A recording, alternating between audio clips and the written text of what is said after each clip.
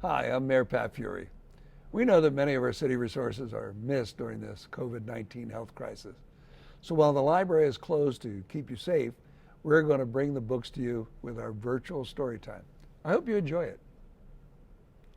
Today's book is Grumpy Duck by Joyce Dunbar, illustrated by Petr Horacek.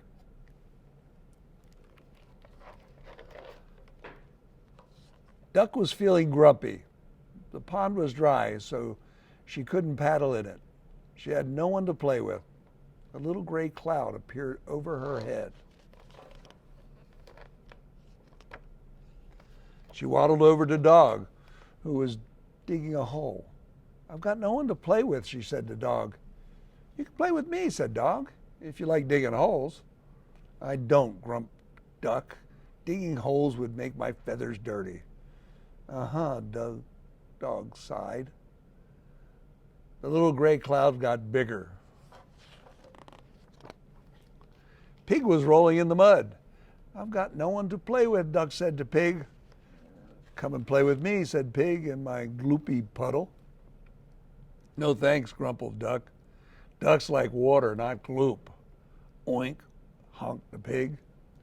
The little gray cloud got even bigger. Rooster was cock-a-doodling. "I've got no one to play with," said Duck.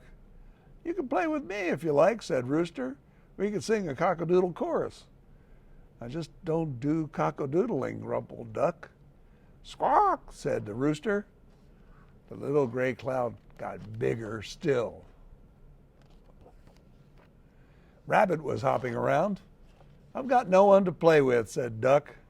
"Come and hop with me," said Rabbit. "We can see who can hop the highest." "You can, silly," grumped Duck.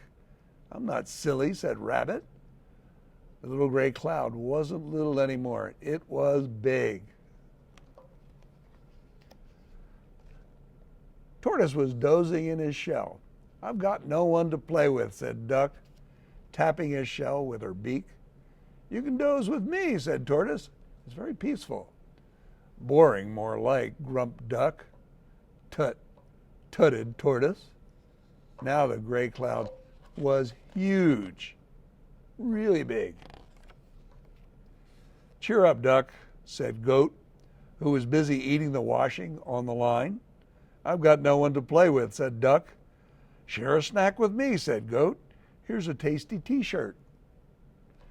"Ducks don't eat clothes," grumped Duck, "and neither should goats. You'll get a stomach ache." "Oh, will I?" grumbled Goat.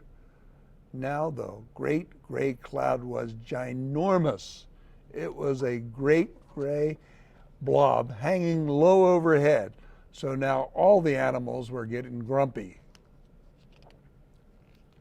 Then something strange began to happen.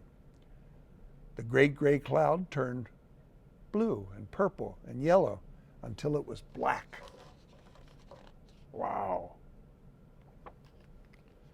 Sitting beneath this ginormous black cloud were a dog who had stopped wagging its tail, a pig whose ears were droopy, a rooster who was no longer cock-a-doodling, a rabbit who had lost his hop, a tortoise who had decided to stay in his shell forever and ever, a goat who scowled at the big black cloud, and a duck who was still grumpy.